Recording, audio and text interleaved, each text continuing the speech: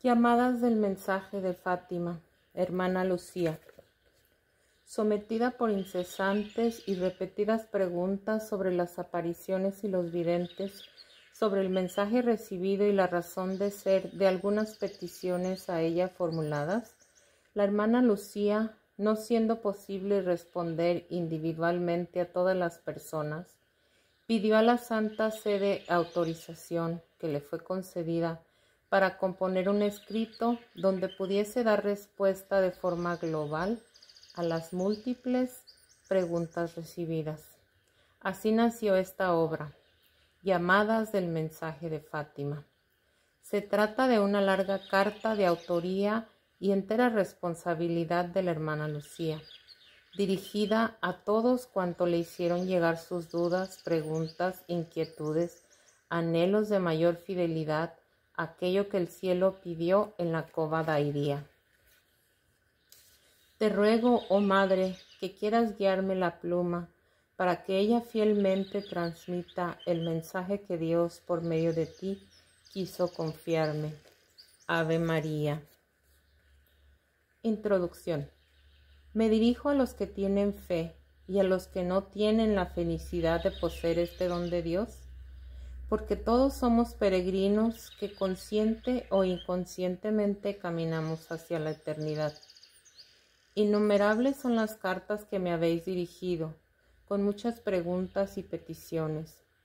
Quisiera poder responder a cada una en particular, pero como eso me es imposible, respondo a todos en general con las llamadas del mensaje de Fátima, que Dios para todos me quiso confiar. Lo hago por estar cierta de que esta es la voluntad de Dios, reconocida por quien tiene derecho, y ofrezco por todos los sacrificios que este trabajo exige de mí. No es una interpretación del mensaje, eso pertenece a la Iglesia de Dios. No es una descripción histórica de las apariciones, porque eso ya lo conocéis. Muchos escritores lo han narrado mejor de lo que nunca lo sabría hacer yo, y está diseminada en muchos volúmenes esparcidos por el mundo. Lo que os diré es apenas la respuesta y aclaración a las dudas y preguntas que me han sido dirigidas. Os ruego que no miréis hacia esta comunicación como hacia una cosa venida de mí misma, sino que ella sea para vosotros el eco de la voz de Dios, y que todos, animados de buena voluntad, nos esforcemos por seguir con fidelidad el camino que ella nos traza.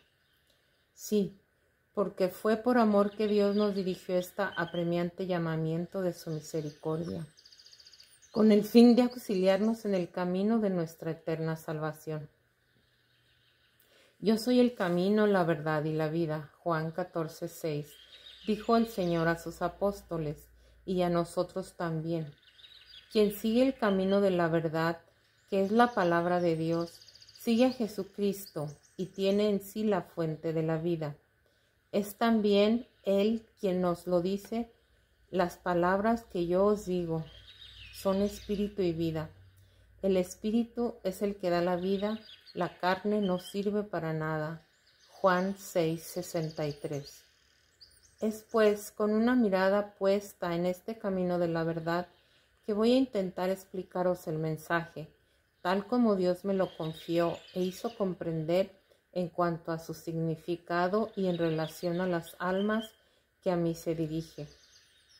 Os pido pues que no os fijéis en la pobreza e ignorancia del instrumento que Dios se quiere servir, porque es costumbre de Él escoger instrumentos pobres e inútiles para realizar las obras de su poder, ciencia y sabiduría. Eso será una prueba más que Él os da de que la obra es de Él y no mía. Primera parte. Bajo la mirada de Dios. Las familias de los pastorcitos. Comienzo por responder a las preguntas que me habéis hecho sobre el ambiente de los hogares, donde el Señor fue a escoger a las humildes criaturas para, por su mediación, realizar sus designios. Eran dos familias cristianas, unidas entre sí por lazo del más estrecho parentesco. La tía Olimpia era hermana de mi padre y ya había estado casada en primeras nupcias con un hermano de mi madre, de quien nacieron 2 hijos, Antonio y Manuel. Fallecido el marido, se casó después con el tío Marto, que también era, no sé bien en qué grado, primo de mi madre. De este segundo matrimonio nacieron 6 hijos: José, Florinda, Teresa, Juan, Francisco y Jacinta. A mis padres, Antonio dos Santos y María Rosa, les dio el Señor 7 hijos: María dos Anjos, Teresa de Jesús, Manuel dos Santos, Gloria de Jesús, Carolina de Jesús, María Rosa. Dios la llevó siendo muy pequeña para el cielo y por eso no llegué a conocerla. Y Lucía de Jesús Rosa dos Santos, que es quien ahora os habla. Estas 2 familias vivían tan unidas entre sí que los hijos se sentían a gusto tanto en casa de los tíos como en la suya propia, y con el mismo gusto comían en ambas los panecillos acabados de sacar del horno, todavía calientes y teniendo por relleno la sardina fresca venida de Nazare, los trozos de bacalao y las rodajas de chorizo, sacado de la reserva dejada para el gasto del año. Otras veces, las piezas de caza que venían en ciertas épocas del año para hacer fiesta en el ambiente familiar eran contenidas en este pan. Los conejos bravos caídos en los cepos armados con arte, las perdices cogidas en el heno y en los trigales, los tordos presos en los lazos armados debajo de los olivos, cargados de aceituna sazonada. Pero casi toda la aldea vivía tan unida que parecía una sola familia. Todos sabían cuál era el agujero de la pared donde la dueña de la casa, cuando se ausentaba, dejaba la llave de la puerta. La vecina, si lo necesitaba, sabía que podía abrir e ir a buscar lo que le hiciese falta. Después, todo era fielmente restituido. El caso más frecuente era acabarse el pan antes de lo previsto, recurriéndose entonces al de la vecina. Después, cuando fuese cocida la nueva hornada, se devolvía el pan de maíz caliente acabado de sacar del horno. Este pequeño lugar de Aljustrel, entonces con apenas 33 hogares, quedaba situada en la Sierra de Airé, en la feligresía de Fátima, concejo de Vilanova de Orem, diócesis de Leiria, entonces extinguida y anexionada al Patriarcado de Lisboa. No sé si allí habría alguna persona, entre las de más edad, que recordase haber visto por aquellos lugares los ropajes encarnados de algún prelado, o de haber recibido el sacramento de la confirmación. Como el resto de la feligresía, las 2 familias eran cristianas, pobres y trabajadoras. De sus propias tierras sacaban lo necesario para su sustento. Sus hogares eran bendecidos por el sacramento del matrimonio y la fidelidad conyugal, enteramente guardada. Recibían todos los hijos que el Señor les quisiese conceder, no como una carga, sino como un don con el que Dios enriquecía sus casas, como una vida que les prolonga a ellos para los tiempos futuros, como una flor para plantar en su jardín, a perfumarlo y alegrarlo con los variados aromas y tonos de la juventud fresca y sonriente, como un alma que Dios confiaba a sus cuidados, para que guiándola por el camino del cielo, ella fuese un miembro más del cuerpo místico de Cristo, y como un canto de alabanza a la eterna gloria. Por eso eran cuidadosos en llevarlos a la pila bautismal, para borrar de sus almas la mancha del pecado original, haciéndoles cristianos, hijos de Dios y heredero del reino de los cielos. El bautizado que no llegaba a pasar de los 8 días después del nacimiento, era motivo de gran fiesta para toda la familia. Todos se reunían a felicitar a los padres que habían sido honrados con otro don más de Dios. Eran las rodillas paternas y en el regazo materno, donde los hijos aprendían a pronunciar el santo nombre de Dios, a levantar las manecitas inocentes para rezar al Padre del Cielo y a conocer a aquella otra madre que estrechando en los brazos al niño Jesús, los acogía también a ellos con el mismo cariño, porque es igualmente su madre y mucho más poderosa y santa y bella que aquella que en la tierra les mece la cuna. Así, en estas almas delicadas y puras e inocentes, crecía la luz de la fe, con tal fulgor que después además lo irradiaban por la vida en todos sus caminos. Los padres eran puntuales en enviar a sus pequeños a la catequesis en la iglesia parroquial a fin de prepararlos lo mejor posible para el gran día de su primera comunión. Ellos mismos se constituían en sus maestros en casa, enseñándoles en las horas de la siesta o de la velada de noche. Esta tarea era desempeñada ordinariamente por el padre, mientras la madre se ocupaba de los trabajos domésticos, recogiendo la cocina después de la frugal cena. Y eran felices al ver a sus pequeños saltar alrededor de la lumbre, oyendo las historias que alegre el padre se entretenía en contarles, mientras las castañas y las bellotas dulces de las encinas reventaban en las brasas, en donde fueran hábilmente dejadas por algún hermano mayor, con el fin de aumentar la fiesta, obligándoles a huir y acabando en risas. Se sentían orgullosos cuando sus hijos más pequeños eran escogidos por el párroco para en la catequesis y en las reuniones responder a las preguntas que las personas mayores no sabían o ya tenían olvidadas. El día de la primera comunión de cada uno de sus hijos era de solemne e íntimo regocijo para toda la familia, porque Dios visitaba una vez más su hogar, uniéndose en real encuentro con uno de sus miembros. Era el retorno de Dios al alma inocente que les había confiado, y con ellos cantaban el himno de acción de gracias.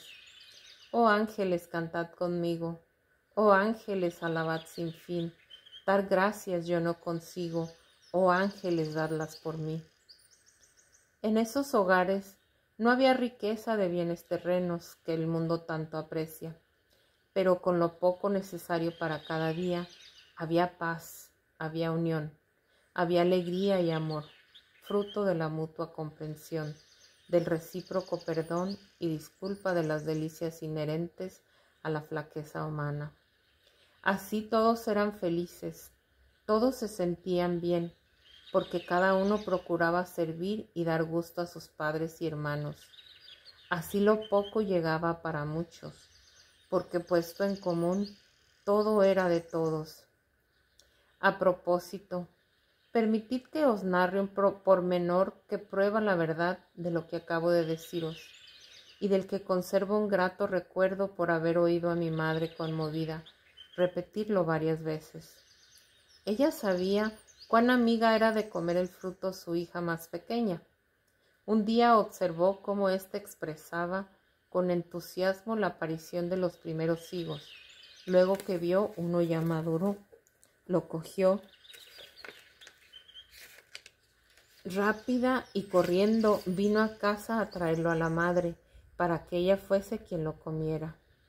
Entonces, conmovida, toma en las manos el regalo, besa a la hija y le dice que lo guarde para repartirlo en la noche con el padre y los hermanos.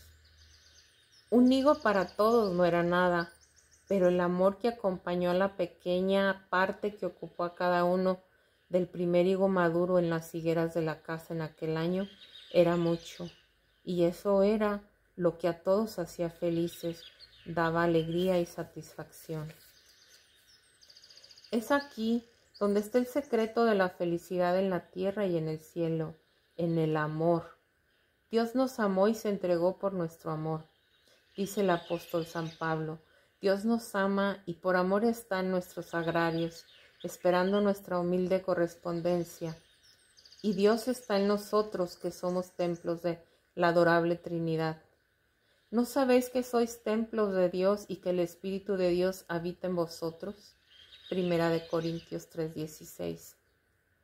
Con este espíritu de fe, esos padres admirables, a pesar de su ignorancia de las ciencias de la tierra, eran extremadamente cuidadosos en la salvaguarda de la inocencia de sus hijos. No fuera que viniese alguna cosa a palidecer el candor de sus almas infantiles. Es lo que nos recomienda el Divino Maestro. Guardaos de despreciar a uno de estos pequeños, pues os digo que sus ángeles en los cielos están viendo siempre el rostro de mi Padre que está en los cielos. Mateo 18:10. Sí, queridos hermanos peregrinos, los ángeles ven constantemente en el cielo la cara de la luz eterna y en ella, como en un espejo inmenso en el reflejo del cual todo pasase. Todo está presente, todo permanece como grabado en caracteres indelebles, el pasado, el presente y el futuro. Todo lo que existe por Dios fue creado, el cielo y el infierno, la tierra, los astros, el sol, la luna, los mundos conocidos y los desconocidos, todo ser animado o inanimado. Absolutamente todo recibe el ser y la vida del querer, del poder de la ciencia y de la sabiduría omnipotente, de esa luz infinita que es Dios, única fuente de donde dimana toda la vida que existe y de la cual toda la otra luz y vida no es más que una tenue participación, un pálido reflejo, una centella suya. Así los ángeles en el cielo, mirando a ese espejo de luz que es Dios, todo lo ven, todo lo saben, todo lo conocen, por su entera unión con Dios y por la participación de sus dones. Perdonadme esta digresión. Dejé la pluma poner en el papel lo que me dicta el corazón. Pero será para vosotros buenos, para afirmaros en la fe, a fin de que no dejaros engañar por los que niegan la existencia de Dios. Ellos están en el error. No dejéis que os atraigan o engañen, arrastrándoos por caminos falsos, que pueden conduciros a la eterna condenación. Pero dejo este asunto para más adelante, donde tendré nueva oportunidad de aclarároslo en este sentido. Vamos a continuar la respuesta sobre el ambiente familiar de las dos familias de que estamos tratando. El precepto dominical era enteramente observado, tanto en los domingos como en los días festivos de precepto. Por la mañana todos asistían a la Santa Misa. La tarde era para el descanso. La juventud se reunía y se divertía alegre en nuestro patio, a la sombra de los grandes higueras, bajo la mirada vigilante de los padres, que en grupo aparte conversaban sobre sus trabajos campestres, jugaban a las cartas, etc.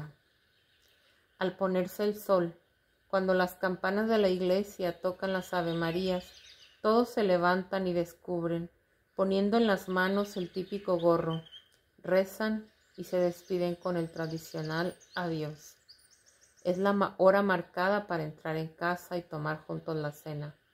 Después de un día feliz y bien pasado, con la conciencia en paz por haber cumplido la ley del Señor y recuperado las fuerzas físicas para el día siguiente de madrugada, retornar con nuevo ánimo a las tareas de sus labores. Terminada la cena, el Padre entona la acción de gracias con una letanía de Padres Nuestros, Aves Marías y Glorias, por todas las intenciones que se le ocurre pedir. A continuación, la Madre dirige el rezo del Rosario, o la corona de los 7 misterios, en honor de Nuestra Señora de los Dolores. Siguiéndose algunos momentos de charla, se preparan los trabajos para el día siguiente y descansar, que la noche es corta. De madrugada, temprano, la gente madura y la juventud, todavía en bata, se levantan a despuntar de la aurora dando paso a la luz del sol. Ellos salen alegres, cantando al son de la armónica, de las guitarras o del pífaro, pisando las aceitunas caídas, los cardos, los tojos y abrojos, para recoger el maná de la vida, como si para ellos, a semejanza de lo que sucediera en otros tiempos con los israelitas, también lloviese del cielo juntamente con el rocío de la fresca mañana. Apenas cumplidos 7 años, los niños comienzan a tomar parte en el trabajo de la casa, siendo iniciados en la vida pastoril. Como los antiguos patriarcas y reyes, casi todas las familias tienen su rebaño. Son ovejas mansas que los niños llevan a pastar en los campos verdantes de los propios padres. El rebaño es un auxiliar poderoso para sustento de la familia, la leche y el queso, los corderillos que sirven para sustituir las ovejas cansadas o para vender la lana que las dueñas de la casa hilan, tiñen de variados colores y tejen.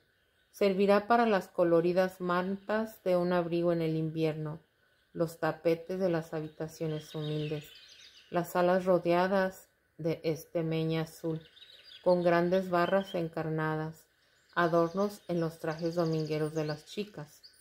Completan sus adornos las argollas de oro que prenden hasta el hombro, los cordones de las medallas a lucir sobre el pecho, el manto cayendo por los costados y el airoso sombrerito coronándole la frente con las cuentas de oro y entrelazando plumas de variados colores.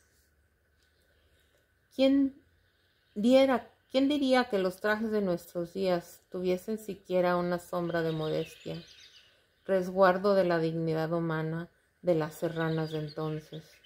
Será bueno recordar aquí lo que nos dice la Sagrada Escritura a este propósito. El Señor Dios hizo a Adán y a su mujer unas túnicas de pieles y los vistió. Génesis 3:21. ¿Por qué Dios había vestido a los dos primeros seres humanos si antes estaban desnudos? La misma Escritura nos lo aclara. El Señor Dios le dio este mandato: de todos los árboles del paraíso puedes comer, pero del árbol de la ciencia del bien y del mal no comas, porque el día que de él comieras, ciertamente morirás. Viendo la mujer que el árbol era bueno para comerse, hermoso a la vista y deseable, cogió de su fruto y comió, y dio también de él a su marido, que también con ella comió. Abriéronse los ojos de ambos, y viendo que estaban desnudos, cosieron unas hojas de higuera y se hicieron unos cinturones. Pero llamó Dios al hombre diciendo: ¿Dónde estás? Y éste contestó: Te he oído en el jardín, y temeroso porque estaba desnudo me escondí. ¿Y quién te ha hecho saber que estabas desnudo? ¿Es que has comido del árbol del que te prohibí comer? Y dijo el hombre: La mujer que me diste por compañera me dio de él y comí. Al hombre le dijo: Por haber escuchado a tu mujer comiendo del árbol del que te prohibí comer, diciéndote: no comas de él, por ti será maldita la tierra, producirá espinas y abrojos. Con el sudor de tu rostro comerás el pan hasta que vuelvas a la tierra, pues de ella has sido tornado. Ya que polvo eres, y al polvo volverás. Hízoles Yahvé Dios túnicas de pieles y los vistió. Génesis 2, 16 y 17 y 3 del 6 al 21. Este texto sagrado nos muestra cómo Dios cubrió los cuerpos que por el pecado se despojaron a sí mismos del vestido de la gracia. Por eso, todos nosotros tenemos el deber de vestirnos con decencia, modestia y dignidad. Las personas que se presentan indecentemente vestidos se vuelven un incentivo al pecado, siendo responsables no solo por los pecados propios, sino también por los pecados que otros cometen por su causa. Piensen que la moda, si es indecente, y vemos que el mundo desgraciadamente la sigue como si fuese una ley, es un ardid diabólico, una red astuta, donde el demonio atrapa las almas como los cazadores se apoderan de la caza en los arbustos y en los campos. El vestido no nos fue dado por Dios como un adorno para servir la vanidad y la liviandad humana, sino como defensa contra el pecado, como una señal de penitencia por el pecado cometido y de castigo por él mismo, y para que nos recuerde las leyes de Dios que todos nosotros estamos obligados a cumplir. Veamos primeramente cómo Él es una señal de castigo y penitencia por el pecado y cómo es defensa contra las tentaciones. El texto sagrado nos dice que después del pecado Adán y Eva buscaron cubrirse con hojas de higuera, pero Dios no encontró suficiente ese vestido, porque Él hizo, dice la Escritura Sagrada, a Adán y a su mujer unas túnicas de pieles y los vistió. Génesis 3:21. A continuación aparece allí narrado el castigo y la penitencia impuesta por el pecado. El Señor Yahvé lo expulsó del jardín del Edén a fin de cultivar la tierra de la cual había sido sacado. Génesis 3:23. Y añadió, hasta que vuelvas a la tierra, pues de ella has sido tomado, ya que polvo eres y en polvo volverás. Génesis 3:19. Por lo tanto, después de haberlos vestido, Dios los expulsa del jardín, no sin antes haberles impuesto la penitencia del trabajo, para que cultiven la tierra hasta ser reducidos al polvo de donde fueron sacados, o sea, hasta morir. La sentencia de muerte la decidió el propio hombre al pecar, desobedeciendo el mandato de Dios que le avisó: no comas el fruto del árbol de la ciencia del bien y del mal, porque en el día en que lo comeréis ciertamente morirás. Génesis 2:16 y 3:17. Morirá, sí, tu cuerpo, porque has pecado transgrediendo la ley de Dios, pero aún peor, se perderá para siempre tu alma. Si no te arrepintieses y no hicieses penitencia, morirás si no mudas de vida, si no vuelves a la observancia de la ley de tu Dios. Notemos entonces que Dios no nos impuso el vestido solamente con dos finalidades, castigo y penitencia por nuestros pecados, sino que lo atribuye además otros objetivos. Además de ser una defensa contra el pecado, el vestido modesto con que nos debemos cubrir es un distintivo que nos diferencia en medio de la corriente de inmoralidad y por la cual damos al mundo un verdadero testimonio de Cristo. Sirve también para recordar las leyes de Dios y la grave obligación de observarlas. A su pueblo llegará a pedir, para colgar en sus vestidos, señales concretas que les recuerden los mandamientos sagrados. Diles que de generación en generación se hagan flecos en los bordes de sus mantos y aten los flecos de cada borde con un cordón de color de jacinto, a fin de que les sirva cuando lo vean para acordarse de todos los mandamientos de Yahvé, para que lo pongan por obra, sin irse detrás de los deseos de su corazón y de sus ojos, a los que se prostituyen. Números 15 del 38 al 39. Reparemos bien aquello que Dios nos dice aquí. Los flecos de nuestros vestidos son para recordaros los mandamientos del Señor, para que los pongan por obra, sin irse detrás de los deseos de su corazón y de sus ojos a los que se prostituyen. Nuestros trajes deben, pues, ser un resguardo de los ojos y del corazón, pero no dejemos arrastrarnos por las tentaciones de la carne, del demonio y del mundo. Los flecos de que se habla en el texto suponen, por cierto, adornos en nuestros vestidos, pero es preciso que ellos estén de acuerdo con la modestia, con la dignidad de la persona humana, con el pudor, en resumen, con la moralidad, de modo que nos sirva de estímulo para la observancia de la ley de Dios. Consideremos, por fin, la expresión que Dios emplea: durante todas las generaciones. Esto nos hace pensar que no fue solo para los israelitas de entonces, a quienes el Señor habló. Lo que Él mandó lo dice también respecto a nosotros hoy, tal como valdría también para los venideros, no en la forma extrema de la señal escogida que naturalmente cambia, sino en el significado y objetivo propio, que no podemos perder de vista para respetar el orden de las cosas como Dios las creó, porque la ley es de Dios y no cambia, permanece inmutable como Él. Es el Señor mismo quien nos lo dice en el Evangelio. No penséis que he venido a abolir la ley o a los profetas. No he venido a abolirlos, sino a darles su plenitud. En verdad os digo que mientras no pasen el cielo y la tierra, no pasará de la ley ni la más pequeña letra o trazo hasta que todo se cumpla. Mateo 5, 17 al 18. Quien la observa se salvará, quien no la observa será condenado. Volviendo al pasaje del libro del Génesis, del castigo por el pecado de nuestros primeros padres, no pasemos adelante sin detenernos unos momentos a reflexionar sobre la otra penitencia que Dios nos impuso como pena por el pecado. Con el sudor de tu rostro comerás el pan hasta que vuelvas a la tierra, pues de ella has sido tomado. Y el Señor Yahvé lo expulsó del jardín del Edén, a fin de cultivar la tierra de donde fuera sacado. Génesis 3, 19 al 23.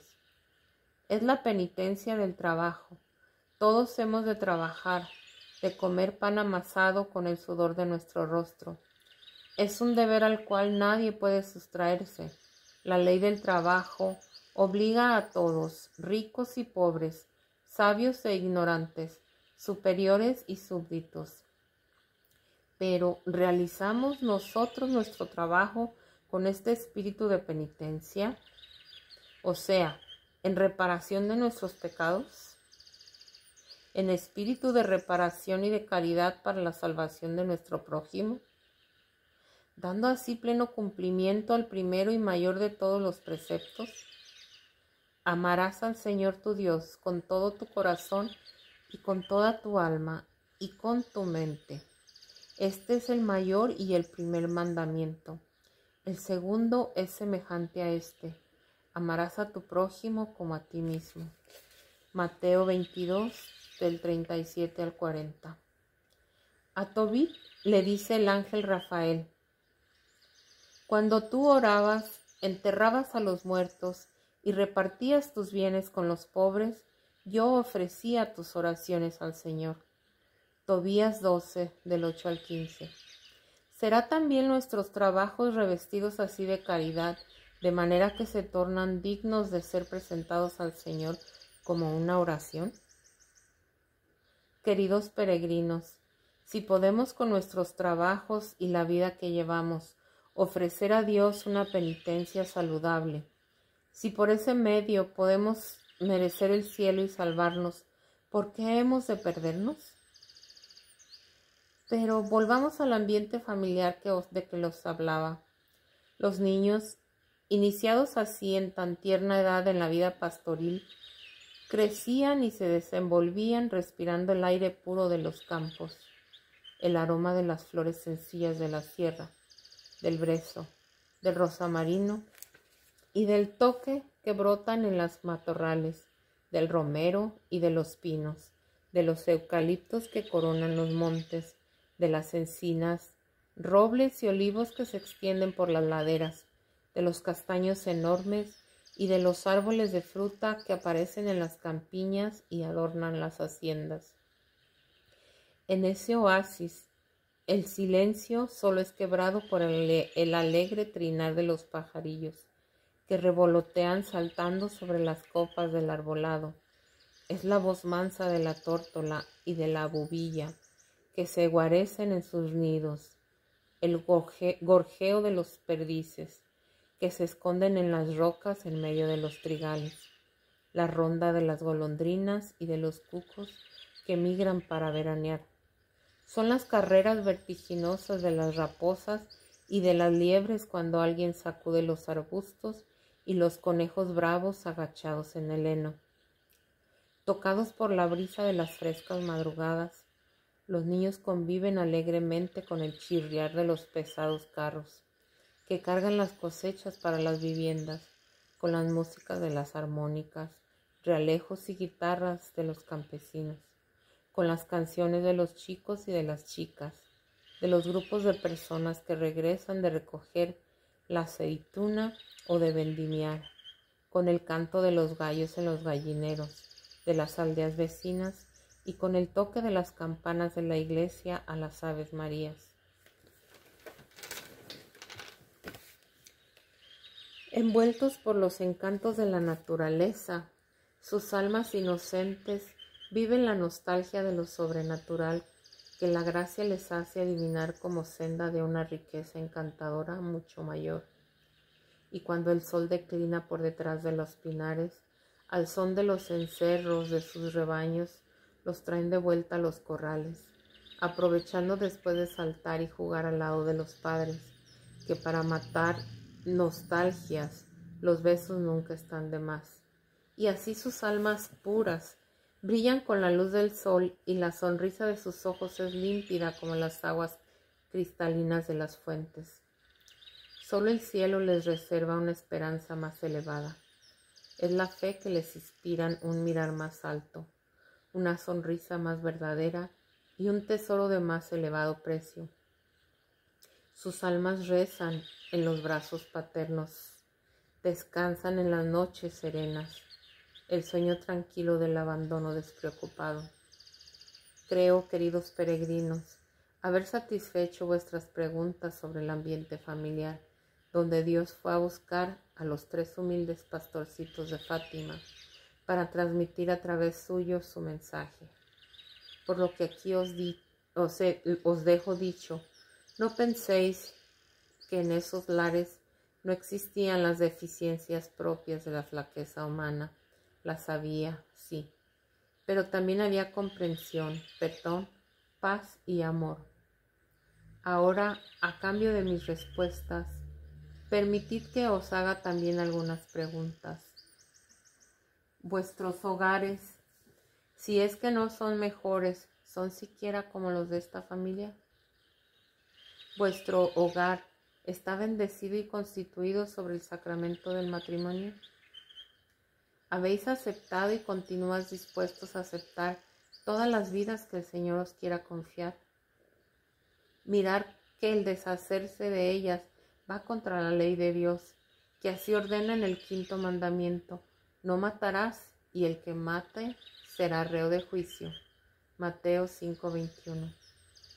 ¿Guardáis la fidelidad conyugal como mutuamente os comprometiste entre vosotros y con Dios? A eso os obliga también la ley de Dios, cuando prescribe guardar la castidad. Se trata de los mandamientos 6º y 9º, que Jesús así explicó: no cometerás adulterio, pero yo os digo que todo el que mira a una mujer para desearla ya ha cometido adulterio en su corazón. Mateo 5, 27 y 28. Y Dios dice también: no jurarás en vano, sino que cumplirás tus juramentos al Señor. Mateo 5, 33. ¿Sois solícitos en llevar a la pila bautismal a vuestros hijos para hacerlos cristianos, apagar la mecha del pecado original en sus almas y hacerlos herederos del reino de los cielos? También esto os está ordenado por Dios. Id al mundo entero, dice Jesús a sus apóstoles, y predicad el evangelio a toda criatura. El que crea y sea bautizado se salvará, pero el que no crea se condenará. Marcos 16, 15 y 16. En verdad, esta orden del Señor encierra una gran responsabilidad para los padres. Los que retrasan el bautizo de sus hijos los exponen al riesgo de ver vedado el acceso a la felicidad del cielo, siendo este daño incomparablemente mayor que de perdieran el dominio del universo entero. Así es, porque nada hay que pueda compararse al bien supremo del Eterno. ¿Y quién os asegura la vida de vuestros hijos cuando andáis en asuntos de tanta importancia? Quien creyere y fuese bautizado será salvo. Por cierto, que el niño recién nacido todavía no es capaz por sí mismo de practicar actos de fe, pero la virtud o don de la fe le es infundida en el alma como uno de los frutos del sacramento del bautismo, que la purifica y dispensa de la mancha del pecado original, volviéndola digna de la felicidad eterna. Os ruego ardientemente que no queráis volveros responsables por negligencia o incredulidad, que vuestros hijos sean privados de la inmensa ventura del cielo. Y es que si tenéis la desgracia de perderlos, lo que deseo ardientemente y pido a Dios que no acontezca, eso sería para vosotros un eterno suplicio. Cambiando de asunto, ¿cumplís vosotros el tercer mandamiento de la ley de Dios, que nos manda guardar los domingos y días festivos de precepto? ¿Lo hacéis, absteniéndoos de trabajos serviles y asistiendo a la Santa Misa? Recordad lo que Dios dice en la Sagrada Escritura. Trabajarás durante 6 días, pero en el 7º día habrá descanso total consagrado al Señor.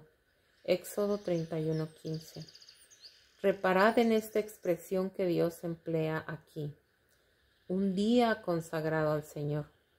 Así el día del Señor no es para pasarlo en ociosidad, y menos todavía en placeres ilícitos, en los vicios o en cualquier género de pecado, pues ha de servirnos para aproximarnos a Dios, tomando parte en la liturgia eucarística y otras devociones, valiéndonos